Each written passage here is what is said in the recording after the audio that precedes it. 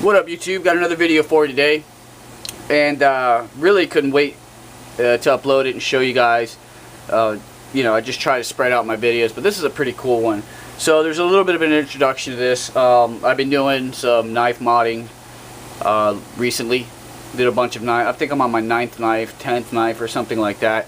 And I was just bored, waiting for some materials from USA Knife Maker. They sent me somebody else's stuff and I couldn't continue on a previous project, so instead of sitting here all stagnant, I started on something else.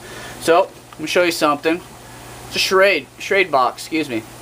This is a box for the SCH 104L. Get that out the way. If you guys don't know what it is, I'll show you a picture real quick. This picture is courtesy of Blade HQ, and as you see here, this is the, well, let's let me see. Sorry guys. This is the frame lock, large frame lock they got there. So you can see there. That's what she looks like, frame lock side. I've done a review on this knife already. If you guys tune in the channel, you'll see it. And this is what she looked like. Pretty much, this is a stock, the stock pictures from Blade HQ. Let's get this out the way. So that's what she was, what started off life as, and like a lot of the knives, the handle felt okay, but it was just a little wide towards the pinky area. Just like, can't understand why people do that. I guess it's really hard to make an original knife, so you kind of got to change things there and just make compromises, and that's what they did. So basically, as usual, as I start off with is a drawing of my own. So up top, you got the factory one frame side. Didn't do the G10 side because that's not a big issue there. There's more going on with the frame lock side anyway. It's easier for me to draw. So you can see up top, basically, our original knife at the bottom. You can see my intended modifications. Now this is just a basic guideline for when I go into doing stuff. I have a map. I don't forget things. I write details on there.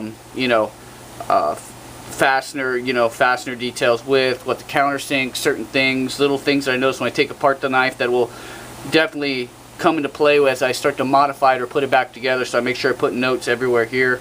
As you can see, we took off a lot of the top of the back, took a little bit off the back completely, took a little bit off the bottom, went ahead and basically did a, I guess it would call like a 2-level drop point or whatever, where it goes down a little bit then comes down even steeper at the end. Reminiscent to Microtechs do this a lot. I wasn't thinking of Microtech at the time, but when I look back and look at the picture, I had to hunt down, and I finally stumbled across Microtech and noticed that they do this often. Pretty cool looking blade shape. So there you go. Now let's get into the knife. First off, you open her up. Opposite the frame lock side, they have your G10 scale, this big hideous thing right here. It's milled out for grip and all this other stuff, but then again, you got the wide back. Like I said, it's, you know, it just hinders your ergos on there. You know, they put a liner in there, and I don't know why, and it's just inlaid. You know, it didn't do the whole thing or anything. This scale is already pretty wide and already offsetted the frame lock side to begin with, so got rid of this. Pocket clip. I don't ever keep factory pocket clips. Let's take a look at the knife. Here we go. You can see bottom's been or the top of the spine's been tapered towards the back. This has been reshaped and took a little bit there. Rounded the edges as opposed to the drawing, which was more geometric. I rounded it. It just seemed to work better that way for me. At the bottom, took a bunch there. As you can see, we fully eliminated that scale, and I eliminated the frame lock or the liner in there. Basically, as you can see now, with an eighth inch thick piece of G10, I was able to even this up perfectly. It also lightened this knife up quite a bit. Swapped out the pivot with a larger pivot screw. This Schrade has it's the same thing as an EL08 from Enlon. So they had the same Enlon funky pivot that you need a special tool for. I threw a different pivot, a larger pivot. it actually looks pretty good on there. I don't have a name for this pattern yet, but it turned out pretty cool. I'm happy with it. Little going on there. Take a look at it. This is a gray and black G10. Let's take a look at the blade. The blade, like I said, we have second, kind of a double drop point. And this was also, it was steeper in the picture. This was also relaxed a little bit because I noticed that it kind of looked a lot like the Microtech deal, so I softened it up a little bit, that way you couldn't confuse it too. Acid washed the blade to blend in the top there where I grind it off, and as you can see, you can't even tell the difference. So that was done there. Also raised the choil area right here so you can access the frame lock side. Slipping around. Pocket clip, totally redesigned, different from the picture. Basically, I just went with the same black and gray G10. I changed it a little bit and just had it follow the line of the frame lock there, and it seemed to work out better than the other pocket clip, which seemed to consume the whole frame lock side. Although it looked cool on paper, when I went to make it, it just wasn't working out for me. I didn't like it. I went ahead and transferred the same pattern on the pocket clip. I like doing that, so you'll see a lot of that stuff from me. The over travel screw was replaced with a piece of G10. And I had these same little diamonds. They go opposite from these rounded cylinder kind of deals. That accent was put around there on the over travel. This side was, because it was ground down, I had to re-chamfer the edges, so it had to be acid washed. Titanium nitrate coated frames or frame lock or whatever won't last acid treatment. It will come detached from the frame lock. It happened with the Smith & Wesson. It went ahead and happened with this, so we ditched that, and now we have a kind of a acid wash bare metal thing reminiscent to titanium. In this knife, when I opened her up, it had a brass it had one brass washer, one nylon washer. The action was stiff on this. It wasn't great at all, so I changed them out with two bronze phosphorus washers. You can see a little washer sticking out there. I don't mind that. It doesn't hinder the frame lock at all. Works great. It deploys perfect. Works really nice. I mean, ergonomics are a lot better than what they were. They could be better, but like I said, I'm limited to what I can take off here. I can't take too much off here because I want to retain the strength of this frame lock.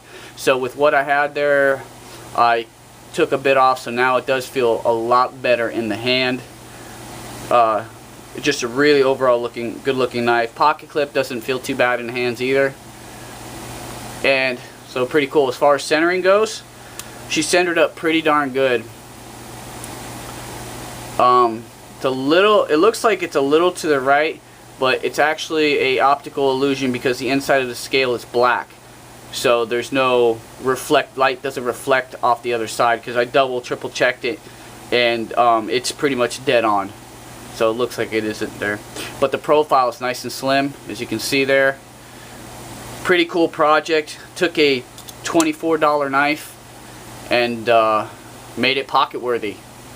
Just modded the holy crap out of it.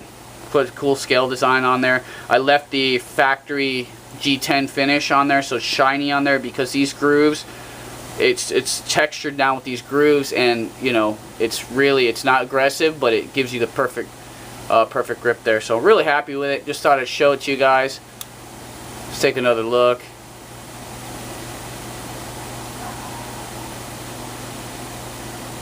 Another cool thing is the frame lock over travel.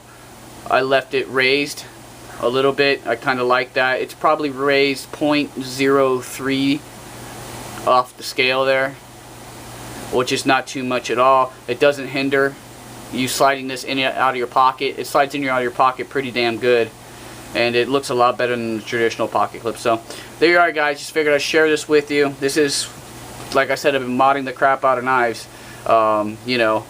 Showed you the Smith & Wesson,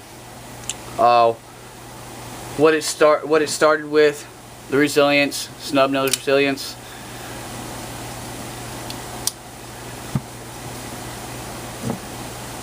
Tenacious, snub nose tenacious.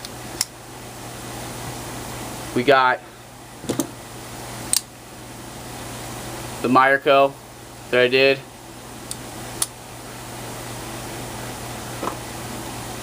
Here we go. Tough light. I love the pocket clip on the Tough Light. It turned out really cool. I don't know if you guys, if you guys follow me on Instagram, you've seen this. This is a onlay, a G10 onlay on the stainless crossbill. They don't make it in G10 anymore.